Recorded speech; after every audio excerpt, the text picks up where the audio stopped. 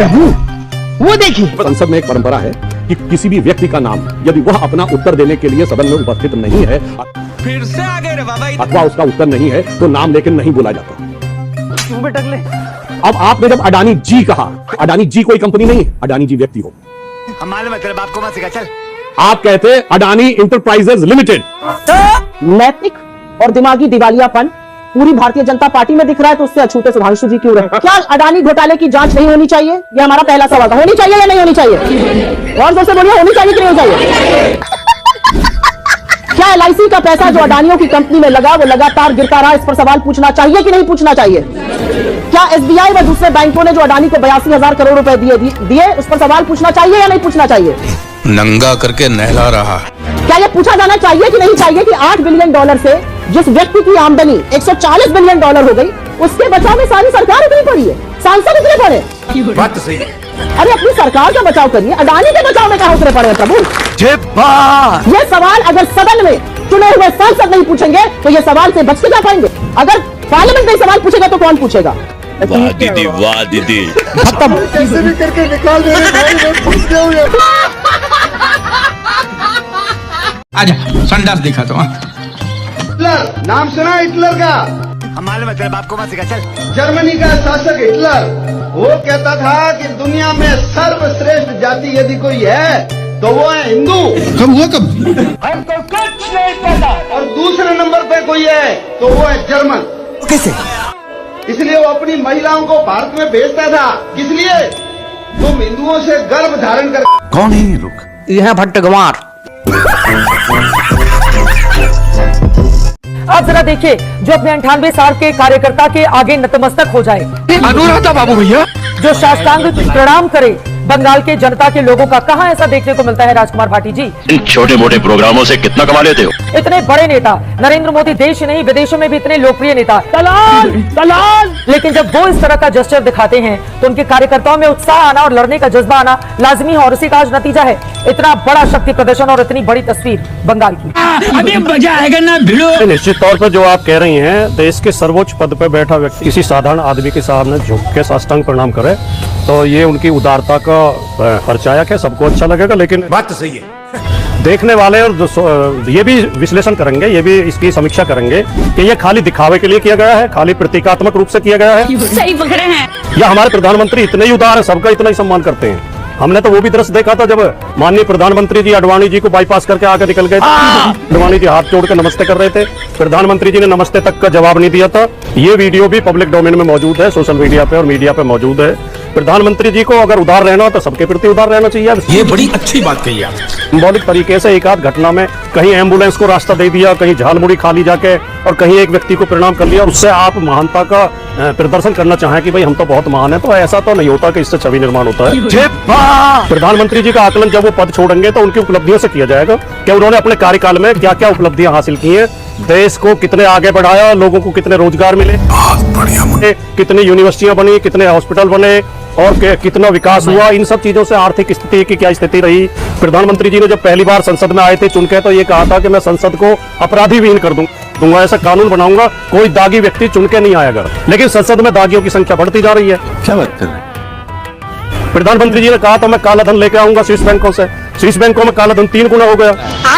प्रधानमंत्री जी ने कहा था रुपए की कीमत में डॉलर के बराबर कर दूंगा, रुपए की कीमत लगातार गिरती जा रही है, रुपए की हालत लगातार कमजोर होती जा रही है। वाह मोदी जी वाह। पेट्रोल डीजल लगातार महंगे होते जा रहे हैं, जिनके लिए प्रधानमंत्री जी ने कहा सस्ते करूंगा, 2 करोड़ रोजगार दूंगा, दिए नहीं गए। तो आकलन तो इन कार्यों से होगा। ये कि एक फोटो खिंचवा लेना कहीं मानता का प्रदर्शन करते हुए प्रतीकात्मक तौर पे, इससे कभी इतिहास में आकलन नहीं होते हैं। ऐसे नहीं होता मित्रों, मैं शासन में बैठा हूँ, मुझे मालूम है।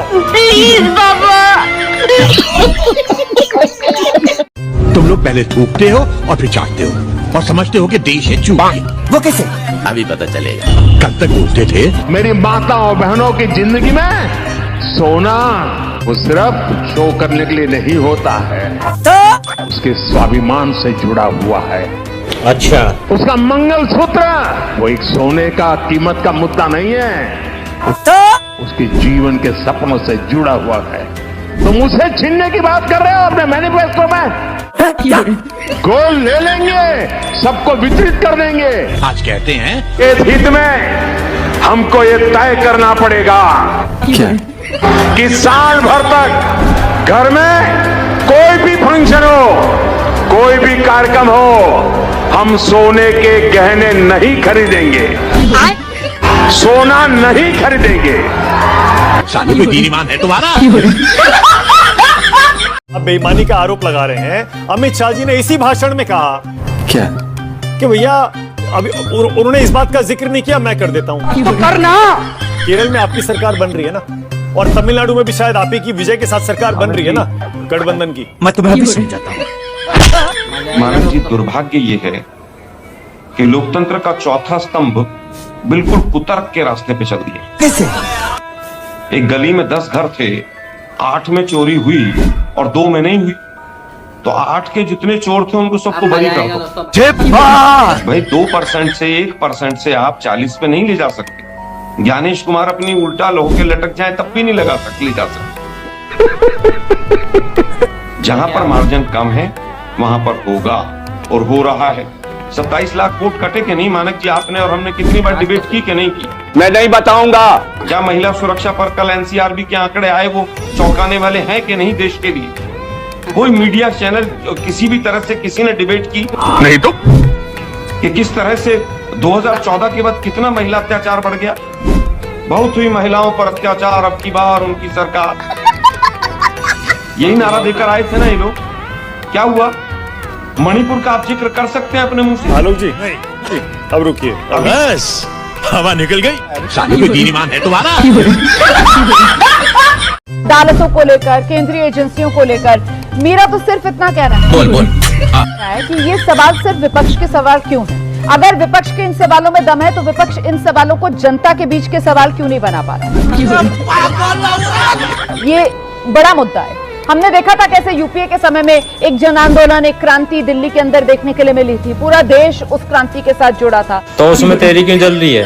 और उस क्रांति से निकलकर बल्कि एक नई पार्टी आई जिसने पूरी राजनीतिक व्यवस्था को घेरे में लिया, और फिर कैसे वो दिल्ली की जो सत्ता है वहां पर राज करते रहे, सबने देखा। लेकिन उस तरीके का माहौल, सवाल आप लोग उठा रहे हैं, जमीन पर तो नहीं बना पाए ना? क्यों? मैं तुम्हें अभी समझाता हूँ। लेकिन रमाना जी, उस वक्त मीडिया कंट्रोल में नहीं हुआ करती थी। मीडिया पूरी तरीके से स्वतंत्र हुआ करती थी। वो एक आदमी के इर्द गिर्द लेकर माइक टहलती रहती थी। जो भ्रष्टाचार हुआ भी नहीं उसे भ्रष्टाचार बना। क्या बात?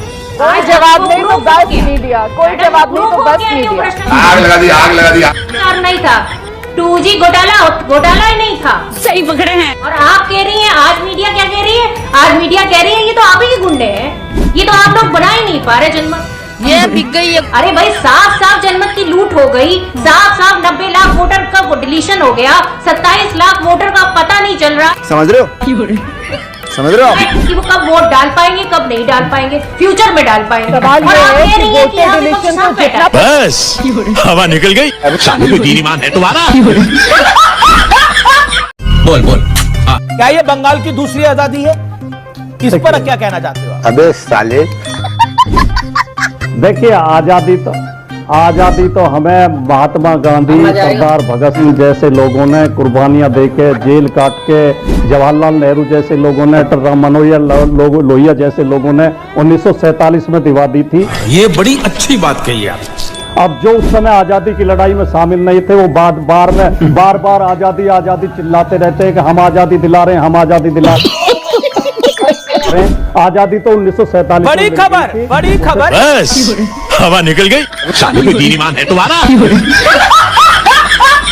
जी आप मुझे ये बताइए, फिर से आ गए रे बाबा। भारत की सरकार या किसी प्रदेश में किसकी सरकार होगी, इसका चयन मत का अधिकार करके भारत का नागरिक करेगा या रोहिंग्या घुसपैठिया करेगा? आप कहा तो ज्ञानी बात। मैं समझता हूँ कि भारत का नागरिक करेगा। हमारे मतलब आपको मत सिखा। चल देखिए, अभी हमारे भाई गौरव भाटिया जी ने एक बात बोली, अभी मजा आएगा ना भिड़ो। जितने रोहिंग्या थे, बांग्लादेशी थे, उन सबको वोट डालने से रोका गया और उनके नाम कटने चाहिए। ये बड़ी अच्छी बात कही आप। अच्छी बात है, मैं तो ताली बजा रहा हूँ। तो शहीदुल्लाह मुंशी जी जो हाईकोर्ट के जज थे वो रोहिंग्या थे कि बांग्लादेशी, ये बता देंगे हमको। नंदलाल बोस जिन्होंने संविधान में आकृतियां बनाई, जिन्होंने चित्र बनाए, उनके परिवार के लोग बांग्लादेशी थे या रोहिंग्या, ये बता देंगे। 65 वो लोग जो चुनाव ड्यूटी में थे, उनके वोट कट गए, वो रोहिंग्या थे कि बांग्लादेशी थे, वो बता देंगे। हमको कुछ नहीं पता। बस हवा निकल गई।